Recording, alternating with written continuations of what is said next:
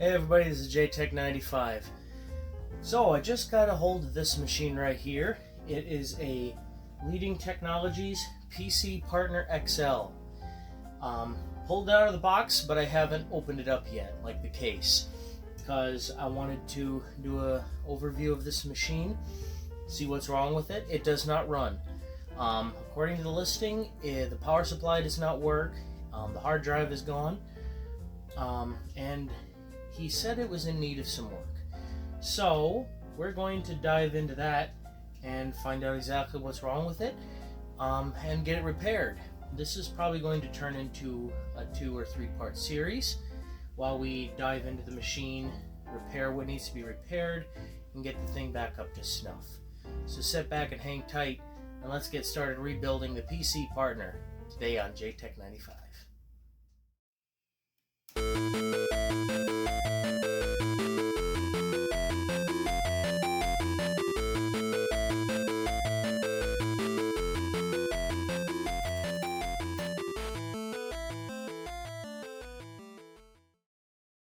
Welcome back to Pt.1. So as I stated, this is a PC Partner XL. It was designed and sold by a company called Leading Technologies back in the early 1990s. Adrian from Adrian's Digital Basement did a video on a machine kind of like this one. His was a little bit taller. This is the compact model. And yeah, he talked quite a bit about Leading Technologies and the PC Partner in and of itself. And so yeah, I would highly recommend giving that video a check if you want to find out a little bit more about it. But yeah, right here, got one of my own. Just looking at it, I can tell it needs a little bit of work. There's some rust around the back panel of the machine. There's quite a bit of dirt and scuffs on this thing. So we're going to open this thing up and take a look inside.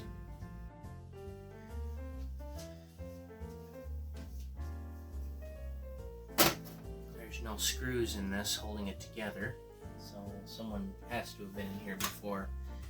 I mean, obviously, if the hard drive is gone and they've already figured out that the power supply doesn't work.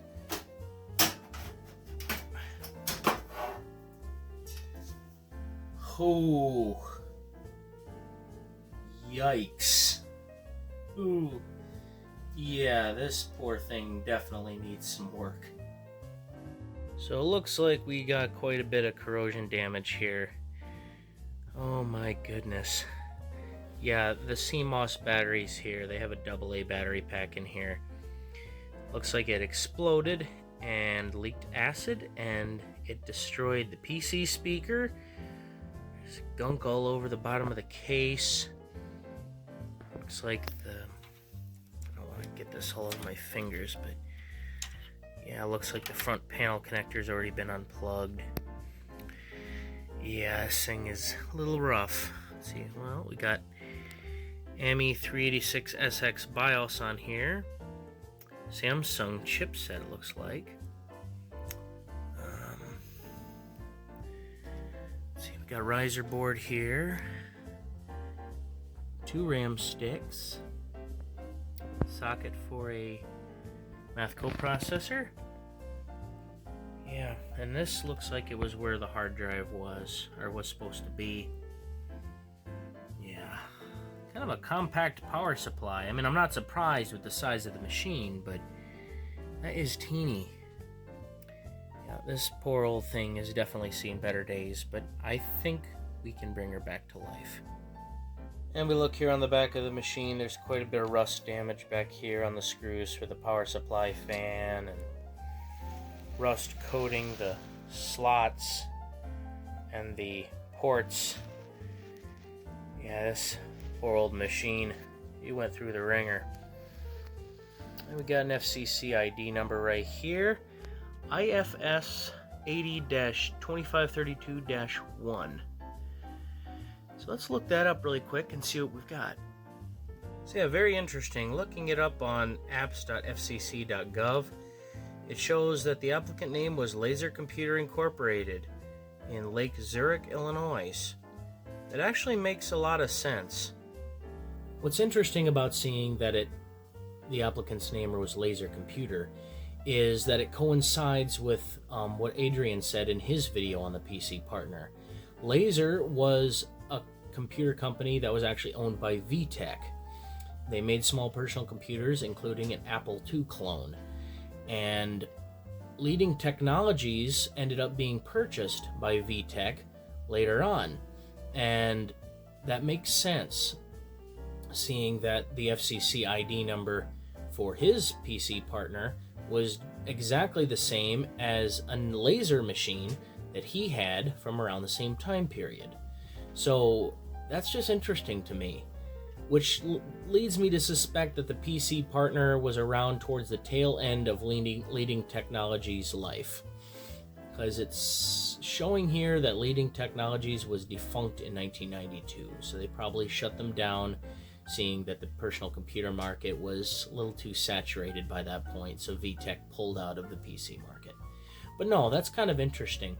I highly suggest taking a look at Adrian's video about his PC partner. He goes a lot more in depth about the history of the company and the ins and outs of it than I'm going to do in this video. Today we're just going to be taking a look at this machine and seeing if we can repair it. So without further ado, let's get started tearing it apart and see what's wrong with it. So, looks like our first plan of action is going to be getting the faceplate off of here. Let's see here. Yep, it looks like there's two little tabs under here. So, let's pop those. Oh, there we go. Oh yeah, it's definitely going to need a bath. Now it looks like I might be able to get the floppy drives out. Yep, there's little tabs under the floppy drives as well, which is kind of neat. You have a tab here and a tab here. So once I get them unplugged from the rest of the machine, it should be pretty straightforward. Okay, one's not wanting to come out very nicely, so get the 5 1/4 out first. There we go.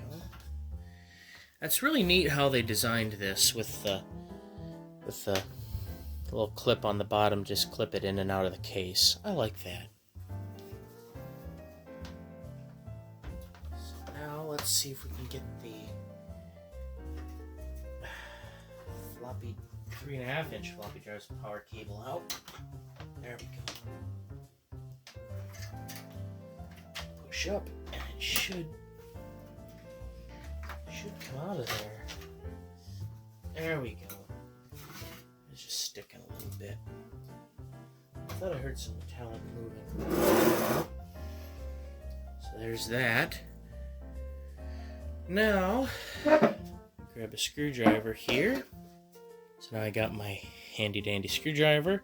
Let's get this little bracket off the top.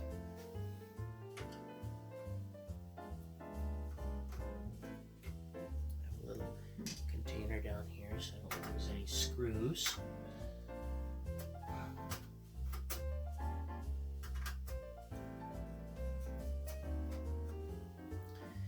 Yeah, with the shape of this machine, I'm not even going to try booting it up or firing it up at all until I figure it out. Okay, so someone's already unplugged the power supply connector too. So, I mean, that's not a bad thing.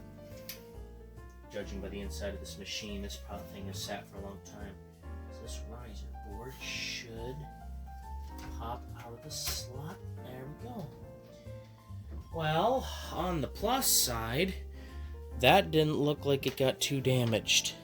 It actually stayed relatively clean. Here, let me turn on my light so you can see it a little better. There we go. Yeah, that's actually still in pretty good shape. I'm not seeing anything wrong. It's nice and clean. So that, in and of itself, is a plus.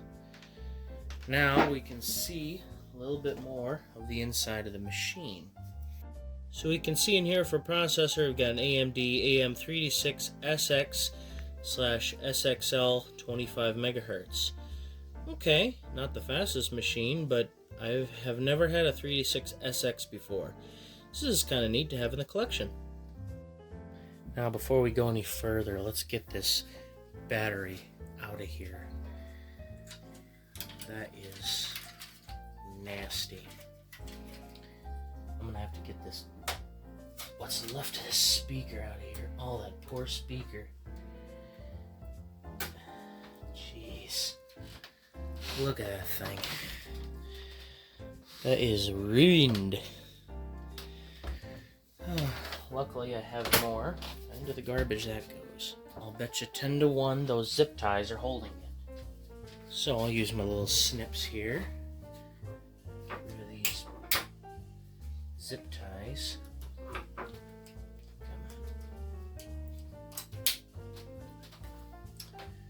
One doesn't break. There we go. It should allow it to come out now. Those.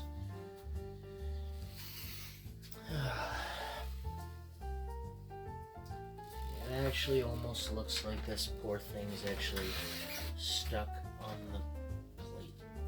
So, try to get this off here. Oh, there it goes. Oh yeah, it was screwed down. But I really didn't feel like trying to take those batteries out and have them leak all over even more. So, into a shopping bag, and into the garbage it goes. Yeah, that is horrible. That is pretty bad. Now our next plan of action is going to be getting the motherboard out of here. So, undo the cables here. IDE and floppy cables, and we'll actually just take those out of there completely. They're going to need to be washed. Cables out of the way here. This now. Tuck the cables under here. Get them out of the way.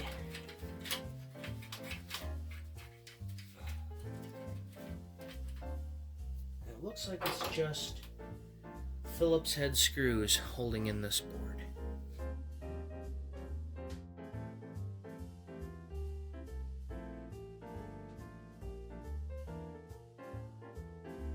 Now I should be able to take this out. There we go. Okay, motherboard is out. And we will take a look at that here in just a second. Figure while I'm in here we'll dismantle the rest of the case. I'm going to speed this process up a little bit so it doesn't bore you, so just give me half a second.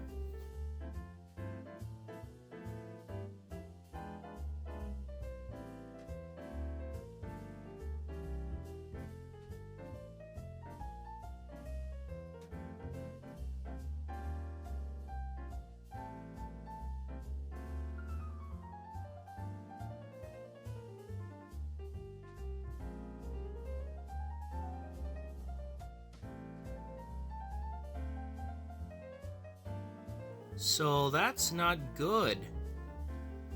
That is really not good. Capacitors on this power supply exploded. Or at the very least leaked everywhere. Jeez. And given how the power supply is actually integrated into the case, that's a new one for me. Yeah, the power supply PCB actually clips into the case right here, and the cover actually sits on top. Eesh. That's going to be interesting.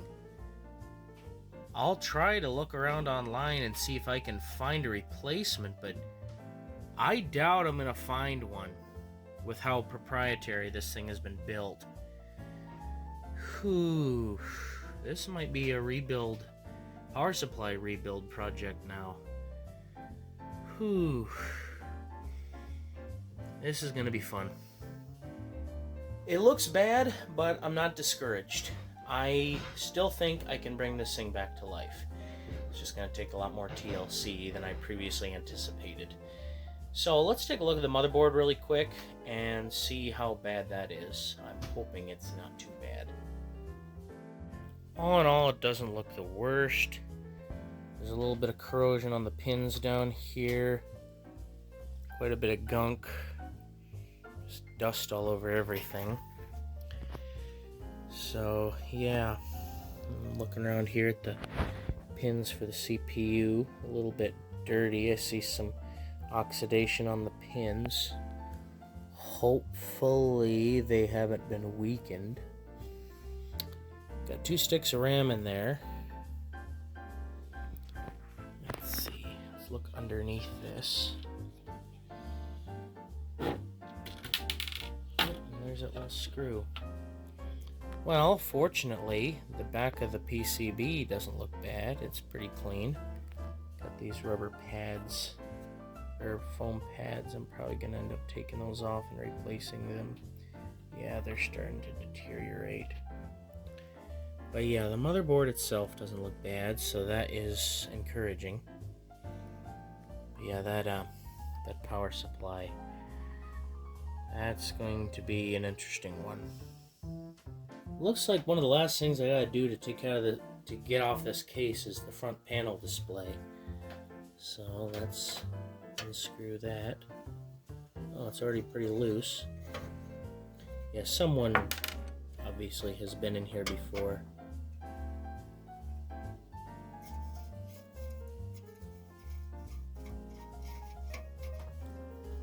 There's a nice little amount of rust on there as well. Get that bad boy out of here.